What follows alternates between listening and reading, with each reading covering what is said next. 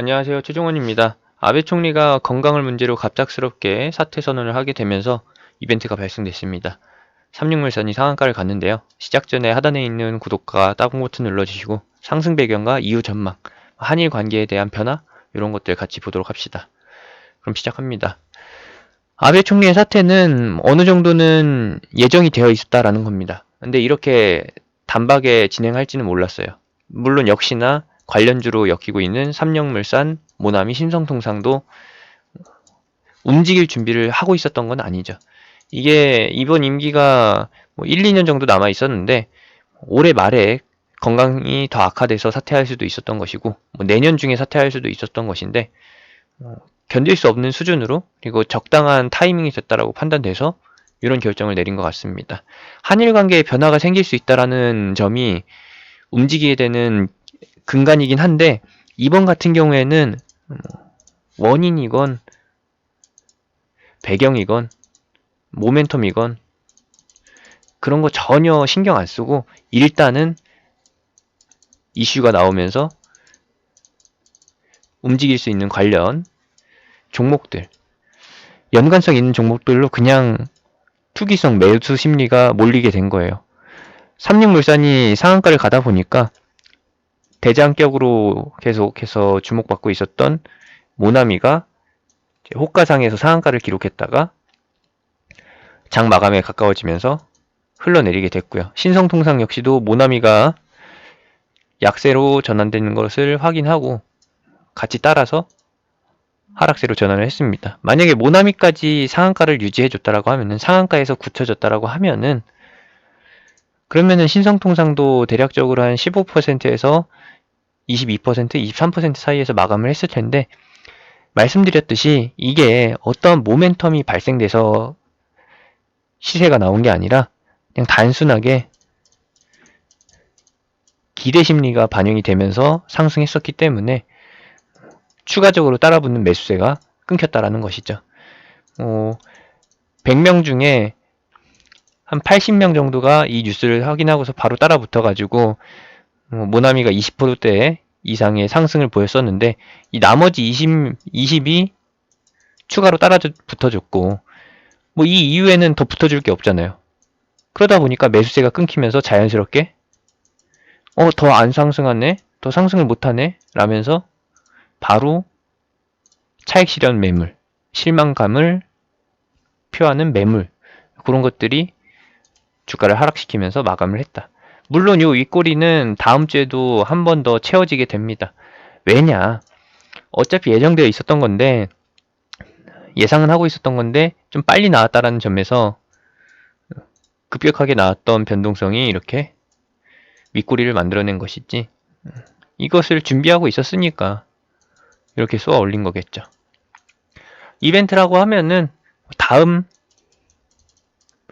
총리? 일본에선 총리라고 하지만 사실상 우리나라로 비교해보면 대통령이죠. 차기 대통령 후보를 가지고서 기대감을 걸 수가 있는데 그 인물들을 보게 되면은 사진을 좀 보여드리고 싶은데 고노다로 방위상 그리고 스가 요시히데 이시바 시게루 이름만 보면은 조금 생소하실 겁니다. 고노다라고 하면은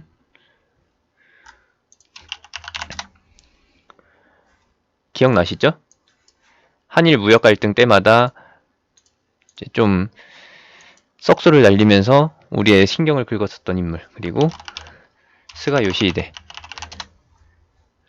가끔 보셨을 겁니다. 근데 아베 총리랑 투샷으로 잡히는 경우가 거의 없어서 좀 생소하실 거예요. 그리고 더 생소한 인물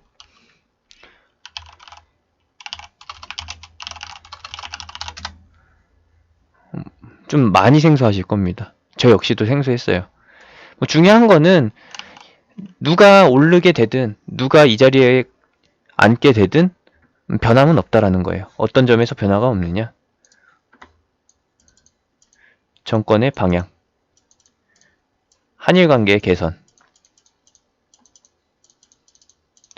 그대로 유지가 된다라는 것이죠. 방금 보여드린 두 인물로 쉽게 대변이 되잖아요. 한일 간에 무역 전쟁이 있었을 때 뭐 회담을 할 때마다 벽을 쳤었던 인물들이 다음 후보로 거론이 되고 있는데 사실 한일 관계가 뭐 변화가 있을까요? 물론 그건 있습니다.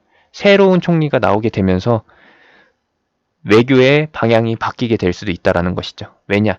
이전에 아베 총리는 실패했었고 아베가 원인이었다. 아베가 독단적으로 뭐 행동했거나 아니면 주장했었던 방향이었다.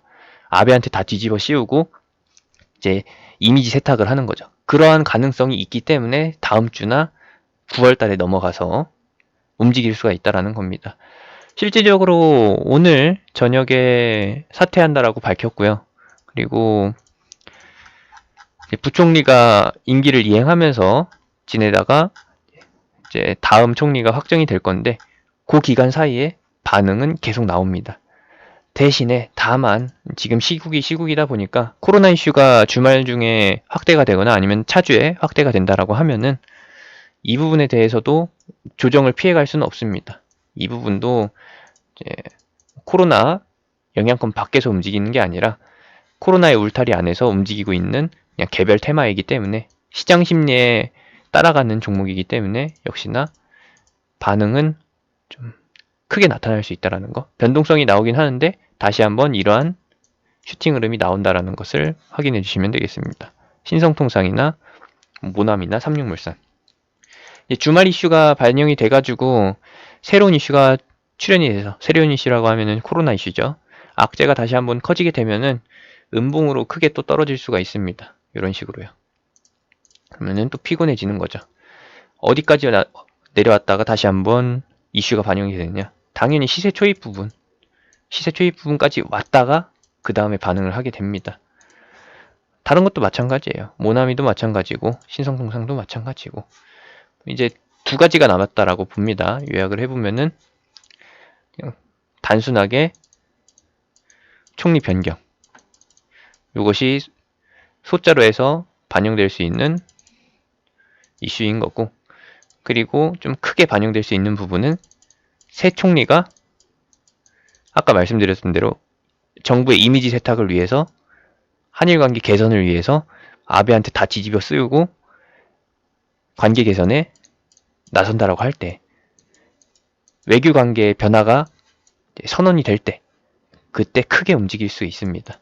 뭐 그때도 역시나 무역 갈등 쪽으로 해가지고 무역 전쟁 쪽으로 해서 불매 운동 심리를 키우는 쪽은 아니기 때문에 단발성으로 움직였다가 끝날 수 있다라는 거. 지금 같은 경우에는 기술적 관등처럼 보일 수가 있는데 정상적으로 변동성이 나올 수 있는 구간인 거고요. 그때 가서는 신고가를 뚫거나 아니면은 최근 고점을 뚫는 흐름은 아니겠지만 시세가 꺾이는 타이밍이 될 것이다 라고 봅니다. 새로운 정권의 변화, 한일 관계 개선 쪽으로 가는 쪽은 가능성이 낮을 거라고 보고요. 일본이 생각이 있다라고 하면은 경제 회복 쪽을 노린다라고 하면은 분명히 관광 부분, 한일 관계 개선이 필수적이기 때문에 시도는 있을 거라고 봅니다. 마지막으로 한 말씀 더 드리게 되면은 처음에 보여드렸던 그 후보 세 인물 다 자민당 소속이고 아베 정권 내에서 아베 뒤에 줄 서 있던 인물들 중에 하나예요. 아베 등에 칼 꼽으려고 준비하고 있었다라고는 확정 짓기는 어려운데 아베한테 계속 피로감, 타격감이 아니죠. 피로감, 데미지가 쌓여있는 상태에서 스캔들을 일으켰던 인물들 계속해서 아베에 대한 잡음들을 일으키면서 다음 연임을 막으려고 했었던 정치 공작 저 새 인물들도 어느 정도 가담을 했을 수도 있습니다. 아니면은 새 인물을 내세우기 위해서 꼭두각시를 내세우기 위해서 자민당 내에서 같이 꽁냥꽁냥 했을 수도 있는 것이죠. 이렇게 봐주시면 되겠습니다. 한 번 더 결론을 내리게 되면은 아베는 이번 정권이 이번 임기가 사실상 마지막이었다. 그리고 이번 임기로 끝나게 되고서 어차피 새로운 인물 고노다로, 스가이 요시히데, 이시바 시게루 요 세 인물 중에서 나올 가능성이 굉장히 높았었고 자민당 내에서도 이제 아베를 끌어내리고 아베의 실패했던 정책들 그리고 그것을 기반으로 해서 명분을 삼아가지고 정권교체라고 하면 좀 그렇네요. 세대 교체를 이뤄내려는 목적이 있었다라는 거 확인해 주시면 되겠습니다. 아베의 주요 업적은 이제 아베노믹스 실패, 그리고 코로나 방역 실패. 코로나도 역시나 안 좋은 것을 감추고 넘어가려는 것처럼 하려고 했었으나 크게 터져버렸죠. 그래서 두 가지의 실패, 큰 실패 명분이 생겼었고, 이것을 기반으로 해서 아베를 끌어내리려는 정치적 공세도 있었다 까지만 상식적으로 체크해 두고 가시면 되겠습니다. 사건이라고 하면은 모리토모 학원, 각해 학원 정치 스캔들도 있고요. 그리고 가스유시 전 법무상 체포한 것들, 그리고 전 도쿄 고검장이랑 스캔들이 있었던 거, 그런 것도 다 자민당 내에서 풀어냈을 거라고 봅니다.